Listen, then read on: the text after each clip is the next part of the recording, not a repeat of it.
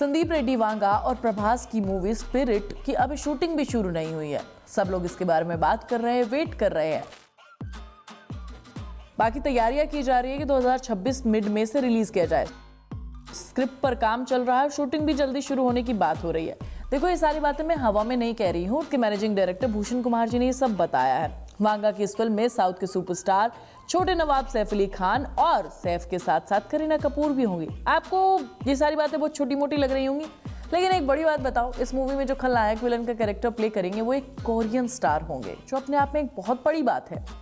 और ये सुनकर मुझे ऐसा लग रहा है कि प्रभास और वांगा इस प्रोजेक्ट को पैन इंडिया नहीं बल्कि पैन वर्ल्ड बनाने की कोशिश कर रहे हैं। पर क्या ये पॉसिबल है?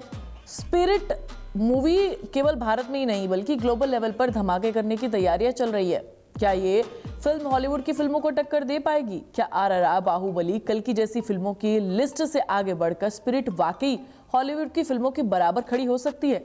चलो इन सारे सवालों के जवाब ढूंढते हैं, डिटेल एनालिसिस करते हैं तुम्हारे लिए और बताती हूँ कि तुम्हें ऐसा हो सकता है या फिर नहीं। वीडियो को पूरा देखना और चैनल को सब्सक्राइब करना बिल्कुल मत भूल जाना। तो सबसे पहले स्पिरिट के बारे में तुम्हें कुछ बातें बताती हूँ, शायद ये बताना मेरे लिए जरूरी है। रेफरेंस के तौर पर स्पिरिट को डायरेक्ट कर रहे हैं संदीप रेड्डी वांगा, जिन्होंने इससे पहले कबीर सिंह और अर्जुन रेड्डी जैसी मूवीज को डायरेक्ट किया है। और लास्ट ईयर एनिमल 900 करोड़ का धमाका, उसे हम कैसे भूल सकते हैं। तो बेसिकली संदीप रेड्डी वांगा जब किसी मूवी को डायरेक्ट करते हैं तो उसके हिट होने के चांसेस 100% तो होते हैं। उनका स्कोर 100% बेसिकली रहा है। तो इस मूवी के साथ ये उम्मीद हम कर सकते हैं कि इंडिया में तो एक बहुत बड़ी हिट साबित होगी। और प्रभास जो पैन इंडिया स्टार हैं, हाँ उनकी फ्लॉप से फ्लॉप मूवीज भी 300-400 करोड़ रुपए तो आराम से कमा लेती है। और सबसे बड़ी चीज इस फिल्म को जो पैन वर्ल्ड पर लेकर जाएगी वो है ये कोरियन स्टार। हाँ, इन्हें ही इस मूवी में विलन के तौर पर कास्ट किया गया है। इससे पहले आपने इन्हें इस मूवी और इस मूवी में भी जरूर देखा होगा। वैसे भी कोरियन सिनेमा का आजकल काफी ज्यादा क्रेज चल रहा है, जब से पैरासाइट और स्क्विड गेम जैसी सीरीज आ रही है। वैसे स्क्विड गेम का दूसरा सीजन भी आने वाला है और उसके प्रमोशन भर भर के चल रहे हैं यार इंडिया में। फिलहाल क्रेज देख रहे हो, दिलजीत दोसांझ ने भी अभी हाल फिलहाल में उनके साथ कोलैब किया। तो ये तो दूसरी बात रही। बेसिकली ये कहानियां तहलका मचा रही हैं और ऐसा पहली बार होगा जब बॉलीवुड किसी इंटरनेशनल स्टार को इस तरीके से कास्ट कर रहा है, जो अपने आप में एक बहुत बड़ी बात है। आप स्पिरिट को पैन वर्ल्ड फिल्म बताया जा रहा है, यानी इंडिया के बाहर इसे एक बड़े लेवल पर रिलीज किया जाएगा। फिल्म का बजट 500 करोड़ से के ऊपर है। इसे एक हाई स्किल एक्शन ड्रामा के तौर पर डिजाइन किया गया है। तो क्या सिर्फ हॉलीवुड नाम के बदौलत हम हॉलीवुड को टक्कर दे पाएंगे? जवाब जानने से पहले हमें कुछ चीजें समझनी पड़ेंगी कि हॉलीवुड हमसे डिफरेंट कैसे है और बॉलीवुड या फिर साउथ की मूवीज उनसे डिफरेंट कैसे हैं। देखो भाई, हॉलीवुड की फिल्मों का बजट इंडियन बजट के कंपैरिजन में काफी ज्यादा होता है। एवेंजर्स एंड गेम का बजट 250 करोड़ के आसपास था। स्पिरिट का बजट 500 करोड़ है।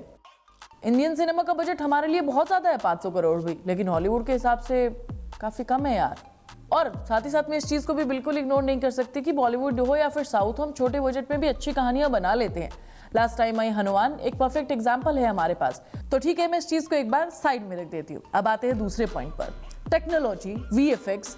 हॉलीवुड की फिल्मों में एक्शन, कोरियोग्राफी और VFX बहुत अलग लेवल के होते हैं। अवतार, ड्यून्स, इंसेप्शन, इन फिल्मों ने ग्लोबल ऑडियंस पर असर छोड़ा था, और वो सिर्फ कहानी की वजह से नहीं बल्कि टेक्नोलॉजी में भी बॉलीवुड हमसे बहुत ऊपर है। अब तुम लोग कहोगे कि भाई हमारी मूवीज के VFX इतने अच्छे नहीं होते हैं, लेकिन उतने खराब भी नहीं होते हैं। मान लिया कि हॉलीवुड के कंपैरिजन में नहीं है, बट ओके तो है। तो ठीक है, इस पॉइंट को भी एक बार को मैं साइड में रख देती हूँ। अब बात करते हैं तीसरी सबसे बड़ी बात की। हॉलीवुड की कहानियां आमतौर पर ग्लोबल ऑडियंस को ध्यान में लिखकर लिखी जाती हैं। टाइटैनिक, जुरासिक पार्क, स्पाइडरमैन जैसी फिल्में दुनिया के लोगों को जोड़ने में कामयाब रही हैं। इंडियन सिनेमा को इस मामले में एक लंबा सफर तय करना है। तो भाई, सबसे बड़ी चीज ये है कि ग्लोबल लेवल पर सक्सेसफुल हो सकती है, लेकिन सिर्फ एक केस में उसकी कहानी ऐसी होनी चाहिए जो हर देश के इंसान को जोड़े, कुछ नया दिखाए।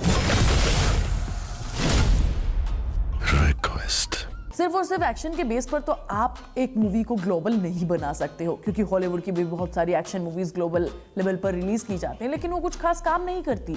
और सबसे बड़ी चीज, उनका एक्शन एक अलग ही लेवल का होता है और हम उस लेवल तक कभी पहुंचे ही नहीं है। मान लिया कि इंटरनेशनल क्राइम सिंडिकेट बेस्ड है इस मूवी में, जिससे एक यूनिवर्सल अपील मिलती है। अगर इसको सही से एग्जीक्यूट किया तो शायद हम हॉलीवुड को टक्कर दे सकते हैं, बट अगर ऐसा नहीं हुआ तो भाई हम बहुत पीछे रह जाएंगे। हाँ, इस बात में कोई शक नहीं है कि ये फिल्म इंडिया में एक बड़ी हिट जरूर होगी। उसके पीछे का रीजन है कि भाई संदीप रेड्डी मांगा का स्कोर 100% रहा है। कल की RRR, पुष्पा 2, ये सब मूवीज को तो ये जरूर पीछे छोड़ने वाली है।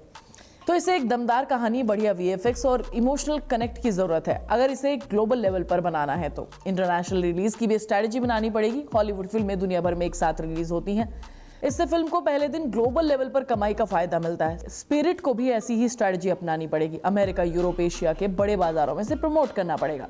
और सबसे बड़ी बात, प्रभास का स्टारडम स्पिरिट के लिए एक बड़ी ताकत हो सकता है, लेकिन हम इस चीज को भी इग्नोर नहीं कर सकते हैं कि राधे श्याम, साहो और आदिपुरुष जैसी मूवीज के साथ वो हमारी उम्मीदों पर खरे नहीं उतरे हैं। ये सारी मूवीज फ्लॉप रही हैं और तुम जानते हो कि सालार ने भी बॉक्स ऑफिस कलेक्शन किया है। उसके पीछे का रीजन ये है कि भाई बहुत लंबे टाइम के बाद प्रभास हमें देखने को मिले थे, और दूसरा रीजन ये कि भाई उस मूवी में भी प्रभास की एक्टिंग कुछ खास लोगों को पसंद नहीं आई थी, ना ही उसकी कहानी में दम था, बस उसे प्रमोट अच्छे से किया गया था।